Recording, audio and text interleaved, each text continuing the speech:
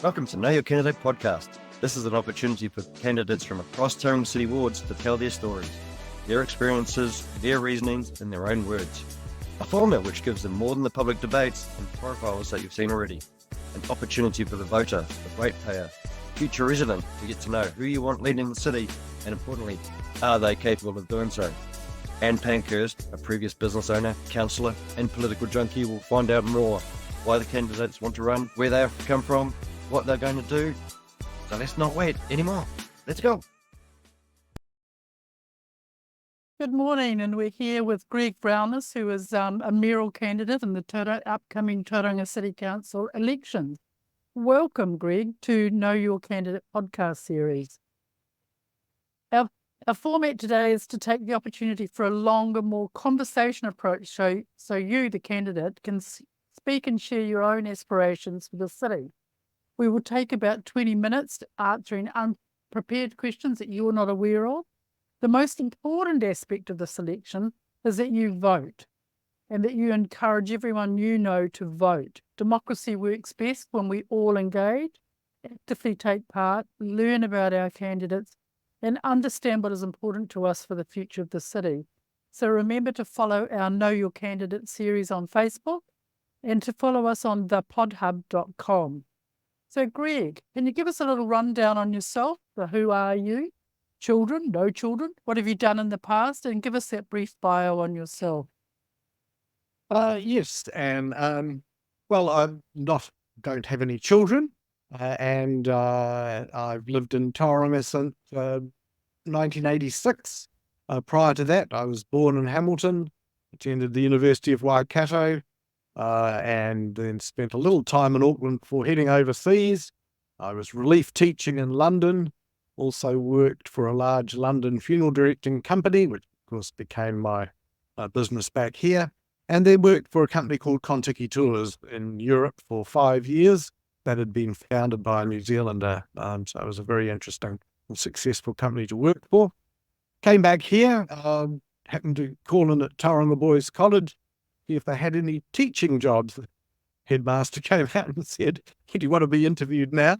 And then immediately I was given a job there. So I was there for 2 years, and that was a great time. And I tell you what, I've never really worked so hard in my life. I was up to all hours preparing classes and things like that. So I had some great students. And then at Bay of Plenty Polytechnic in business studies, before eventually setting up my business, which was a funeral company. So perhaps what I'm sort of best known for. And as well as that, I was sort of best known for doing a lot of talks to groups around town called Confessions of a Tour Guide, where I would drag along my piano accordion because the piano's too heavy to lift, and play them a few tunes, and they'd get a free trip of Europe and the music from there as well. So I've done hundreds of those talks over the years. Still occasionally do them. So yeah, that's how I sort of got to know Tauranga, and eventually I ran for council. And as you know, I've done a stint for mayor just as one term in the past. So tell us also about musical theatre. You've been very shy on that. Yes, both. When I first got here, I literally knew nobody. And I went along to repertory theatre first, sat on the doorstep. I was a little bit early, auditioned for a play, and of course they're always short of people to go and play, particularly men. But I got a part straight away. Oh, goodness, what have I done? Had to remember all those lines, and that was the start of doing a lot of plays, especially in my earlier time here in the 90s. And probably 2 a year for a while. And then I decided to try musical theatre as well, and that was fun with the late Bob Addison, of course, who you know well, Anne. And that was fun again as well. Slightly more disconcerting because you've got to sort of sing a bit. Usually in musical theatre. Yeah. So not only do you have to remember your words, but sing in public, and that And some people is a bit, yeah. But as Bob used to say, Greg, anybody can sing. Maybe I'm proof of that. So, but that was good. That was a good time. Those were a lot of fun times for me, being in theatre, and that was perhaps my alternative to being in sport, because I was never a great sports person. I can't believe that. Well, is it obvious? So I was Well, a question I've asked everyone, but I think your bio has probably covered it, and that is, have you had previous governance roles? And if you have, what would be the biggest budget be that you worked with? Because really what we're trying to understand is how much governance experience potential people have had, because this is a very big role in governance. Well, my main governance experience, of course, has been with council, and that's a budget of now several $100 million a year. That's been my biggest. I guess I've had my own business, not the same thing, but it does mean I'm across things like balance sheets, profit and loss, and all those bits and pieces that you have to know if you're going to be involved in running any form of business.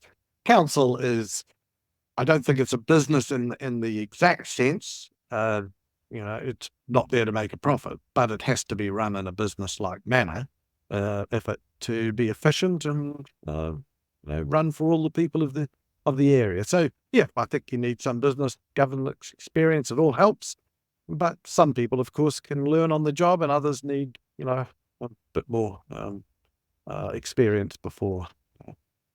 So one of the questions I want to ask is, what do you consider the main role of a mayor and councillors to be? Okay, well, the governance of the city. So the mayor and councillors are there to set the policy, the direction for the city, and then they pass those directions along to the CEO and staff, who then implement them. Of course, that sounds all very well and good, but in many cases as a councillor, there is a fine line between governance and interference in what's going on. And it's something that you can't actually escape, because when people have a problem and they go to council staff and they can't get it resolved, then fair enough, they do need to, take that up with their elected representatives.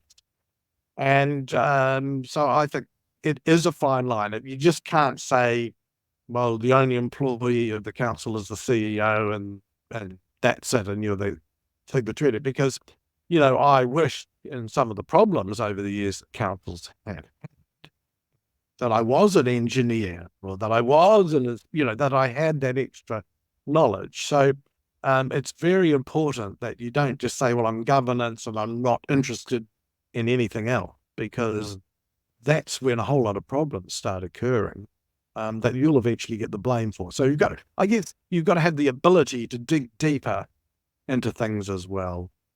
And specifically, what do you consider the mayor's role to be? And certainly going forward, what do you see that role to be? Okay, the mayor is like the chair, and so it's not exactly like herding sheep, but you have X number of different councillors, and diversity is the word of the moment. So they're often from diverse backgrounds and they have diverse opinions, and that's fine. So you've got to somehow get those people into a situation where they can at least work together, and where there's differences of opinion, that it doesn't lead to dysfunction. So it's all very fine for people to have disagreement. It is not fine for them to be disagreeable. And so I think the mayor has to be sort of a bit like all things to all people in a way. So you've got to be able to relate well to people, even those with whom you disagree and you've lost votes to and won votes to. And to try and make sure that the ultimate goal of the council is to make decisions and get on with them, whatever those may be. And I think that easily. Sorry? As the champion of the city, yes. What do you consider the role of mayor with Wellington to be? So yes, there are many different things, and that is one to advocate to government for the areas for which government is responsible. So as you know, just to pick roading and transport for an example, we've got local roads and we've got state highways, and the state highways surrounding Tauranga are particularly important. And at different stages and different governments, those have either been funded or defunded. And so a mayor has to try and twist arms, I guess, or at least to advocate for those projects to take place. So yeah, it's very important that you have a working relationship with government. And unfortunately, you're not always going to get your own way. obviously the other thing is to promote the city, and for a long time, Tauranga had a great reputation. I think it fell apart, and that's why, obviously we've had a commission for a while. And it almost became a little embarrassing to say you're from Tauranga. What I'm hoping now is that people can regain that pride in coming from a city like Tauranga, that it's got a great council, works to get things done that are important, and that we're not sort of thought of, oh, you're from Tauranga, isn't it? We're all that trouble. And because that's not the city, For many, many years we've been by. So, which leads me on to my next question around funding. And we do need a lot of funding for the huge infrastructure scheme. Yes. So, and which is one of the biggest issues facing the city. What would a couple of solutions to get funding, or what is a funding model that you could suggest? Okay. So, I mean, people talk about things like private-public partnerships. I don't particularly see that as a funding solution, because in the end, the same people do the paying. It's just called a private-public partnership. The infrastructure fund, which the government has, that's also the same. It's, instead of being on your rates, it's a separate line on the rates bill, which says infrastructure funding. So the solution I see is for government to recognise that Tauranga is essential, really, especially with the port, to the economy of New Zealand, and for at last to get recognition for that. And so I believe, to start, all of the state highway funding should be left in place, that has been talked about by the incoming government. And going even further, the government really has thought out some of our local roads, which are also impacted by the port, such as Tauranga Street. Extremely important. So I'd be advocating for that. I'd also be advocating for them to finish an uncompleted promise back from 2008 with 15th Avenue. I mean, that really should be sorted by government. And you can't just barge in and say, I demand this, I demand that. You've got to have that relationship. Government, and you also can't blame a mayor when government fails to deliver on those. Just as you can't blame government when a mayor or council fails to deliver. I believe in holding everybody responsible for their own individual parts of the puzzle. Yeah. As a mayor and a previous mayor and a potential mayoral candidate, is it always a challenge to try and keep a government, or the government, whichever one it could be, like the 15th Avenue promise that is now 10 years old? How do you keep a government, or the government, on track with that promise? Well, I guess there's that right balance of publicity, and publicly saying these things, but also not going so far that you're just told, you lose any sort of credibility or respect that they have for you. So it's extremely difficult, but you just have to do it. You have to be, I guess, assertive. Instead of being aggressive, instead of being submissive, you're assertive about it and sticking up for your city. And when you've lived here for a long time and you truly do love the city in which you live, then that, I think that comes quite naturally to be able to say, no, I know what's going on here, and I know the role that government has to play. And what's more, I know the role that council has to play, because I'm not letting council off the hook. There are plenty of things that council needs to come up with the money itself for, but there are some things, especially in the light of us having the most important port in New Zealand, that government really does need to come along and support us for. That was actually part of one of my questions about the role that we play in New Zealand Inc.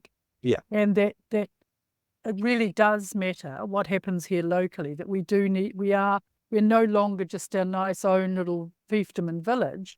We actually have to consider the wider aspect of New Zealand Inc. Yes. And I don't think we've really ever been quite recognised as this. I think there's a lot of talk about Auckland, Wellington, Christchurch, and even Hamilton. But we are actually right up there, Yeah, yes, I agree. of our port can't be underestimated. And it's not just the port, but our surrounding horticultural exports. So it all adds up to, we can't keep having access to the port hindered, and it taking an hour for a truck to get through. I prefer no trucks came here at all. I prefer that it was all by rail, but it's not the case. So we have to make sure that the routes for those trucks are fine, and we actually have to make sure that our rail links are improved as well, and that we can have more stuff coming here by train. It's all pretty sort of obvious, and it's perhaps easy to say, but it does seem to take a while for that message to get through. So one of the questions that I'm going to ask you, because I know this is really important to you personally, how do you manage the multiple competing interests of reasonable rates, new funding models, infrastructure debt, a deficit and debt, and sitting on our books? And how will you choose between investing in growth versus rate relief? Okay. Well, first of all, I think whoever gets in is going to have to actually find out the true state of Tauranga situation, because we hear or don't hear so many things. We don't really know what's going on. We don't really know where we're at with some of those projects. But I think a good thing to do, so let's say we've got 4 or 5 things going on downtown at the moment. Well, why not get one of them through and done well? And then when you see how you perform on it, then you go with the rest. Because, I mean, honestly, and you know me, Anne, the figures do frighten me. The figures frighten me. And when I look at the spend and the various commitments made about getting external funding, I know those external funding targets haven't been met. So I would like to know, for example, if we're spending around 300 million on the library, civic foray, museum and international exhibition centre, I would really like to know that if 150 million of that was the external target and we're nowhere near that, how are we going to manage with that? Because I think we're going to have a bit of a big problem. Because even if we don't have to find the additional money that was to come externally, we're still looking at, in 10 years' time, an average rates increase, and of course there's a lot of been argument about that, but in excess of 100%, and a debt trebling from 1 billion to 3 billion, and we just can't pretend that doesn't exist. It's there. So I think we have to be a little bit circumspect about that, and we have to make sure that the people want all these things and at once, and I'm not sure that they do. So that leads me into another question. Is there anything that you will unpick that has already been established, or do you have any, or would you rather tell us how you'd manage that?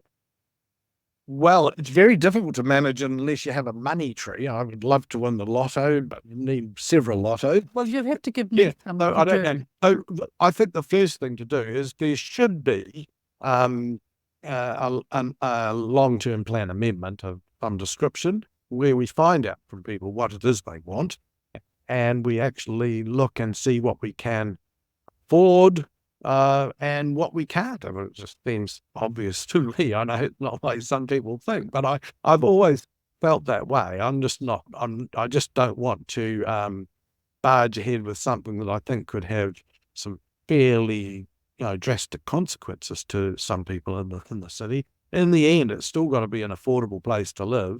And we're already hearing that we have people can't afford houses. They, when they get here, they're then finding the rates are considerably dearer than they expected. Everything has gone up hugely, as you know. And, I think we can't compound that problem. So no, I would take a fairly firm approach to the affordability issue. And I'd also hold the council to its commitment with the funding of these things, that half of it's coming from external sources, whatever they may be. But external sources aren't council money. That's not external. Sorry, I didn't understand. External sources isn't council selling. That's right. No, that's other agencies. That's the way it's been now that the current council has found that it can't deliver on half external sources. What I hear was that they're considering selling assets, and that will be considered as external funding. Simply isn't. No, that's true. So, given that there's 8 cranes in the ceiling in the city at the moment, of which only one is only the city's crane, if you like. Yeah. The other 7 are private investment. Do you think that the fact that the commissioners went ahead with the that investment, the city civic centre, that has progressed that private investment? Because it's great to see 8 cranes, to be fair. And I have no issue when it's private people doing it and paying it with their money. That's absolutely fine. And of course, I believe that a sensible amount of ratepayers' money should go into, making better amenities for everybody. But it's the extent. I do have an issue with the extent. And at the moment, I honestly don't think that 100+% rate increases, and it's been 53% in the last 3 years. So add to that in excess of 100 for the next 10, and a trebling of debt from around $1 billion now in 10 years. I don't call that sustainable. I just don't. So I would be more inclined, but it's up to the public to determine, if we were going to do an LTP amendment, long-term plan amendment, for them to decide what the priorities are, and whether you do this thing of picking one thing and doing it well, and then you see how we go. If I take an example, Cameron Road was done badly. It stretched on and on forever. I don't know how the contract was tendered for, but even people who you would call progressive, had big issues about that. And now we're hearing, having done that badly, we're already sort of planning to, or taking a look at stage 2. Well, I'd want to know that the whatever caused the problems in stage 1 had been absolutely sorted before I... You don't know that hasn't happened? I don't know that it had. And also I'd be looking at an initial budget of 3 years ago of $85 million is now $350 million. So we're going to have trouble. Have you got that? Have you got those actually factually, or are they hearsay? Yeah, no, that's actually right. The problem is that nowadays, and in your time and my time, and when we had a budget blowout, it was called a budget blowout. Nowadays, it's called a budget boost. It sounds not very good, but saying no, I'm absolutely certain that the entire project won't come in any less than $300 and something million when it was budgeted at 85. So there's some serious budgeting issues that have been got on top of. And also, might I add, while I'm raving on, that I'm a once a week cyclist, and other than that, I'm generally in a car. Of course. Occasionally been on a bus. But or a scooter. Yeah, or a scooter, my little scooter. Now, I know that the Cameron Road so-called fix-up, it looks very beautiful, and there's a whole lot more traffic lights. Not particularly keen on those. But the cycle lane, playing dangerous, both for cyclists and cars. And trying to look gingerly as you cross that in your car, if people do, and I do, it just won't happen. And when you're going along in your cycle, you constantly got to be aware, and I guess you should do anyway, what's around you. That's just been a plain disaster. There's no other way to talk about it. So would you want that as part of the next stage? And personally, the way it's laid out now, I would. And you've got to also consider the businesses that have gone since that started. So I'm going to cut into you because we're nearly due to finish. Yeah. Are you progressive or conservative? You only get one word. Progressive conservative. No, yeah. Hyphenated. So clearly your budgeting is not that brill because I said one word. So you doubled that. That's right. I tend towards conservative, as you. Yes, I do. It doesn't mean that I don't think things should happen. I think they should happen, but you've got to, there's got to be some grip on reality when it comes to what it costs. And in fact, that's what I've heard most of the mayoral candidates say. I feel I'm perhaps more likely to. So, and then last thing, and very quickly, how do you the mayor of this new council is likely to have a large number of new councillors. Yes. How will you manage if you become the mayor and quite a diverse group of people? Well, goodness, I've had diverse groups of people before. And as I say, I've won votes and I've lost votes, and I've still been the same to those people. You know, I'm not so much the alpha male figure. And I think what happens is that when you get a bunch of really strong-minded, and unfortunately it's quite often men together, then they tend to butt heads. I've never done that, never been like that. I'd attest to that, by the way. Yeah, I won't always get my own way and they won't always get theirs, but I think I can work with a wide variety of people. So, Greg, thank you very much for speaking with us. It's been excellent, and wish you luck. And that you remember to tell everyone to vote and to share this link through your own channels and your own database, and to follow us on thepodhub.com. And can I say thank you, Anna, that the main thing for me, because I agree with what you said earlier, the main thing is it's democracy. I treasure democracy. The main thing that people have a choice, and whoever they choose, that's fine by me. Excellent. Thank you. Have a great day, Greg. Tune in to the next episode of Know Your Candidate to be informed on who you want to run your city. Got feedback and like to comment your thoughts on the episode? Connect with Know Your Candidate on social. This has been the podhub.com experience. Check out the podhub.com for other podcasts and how you can even do your own.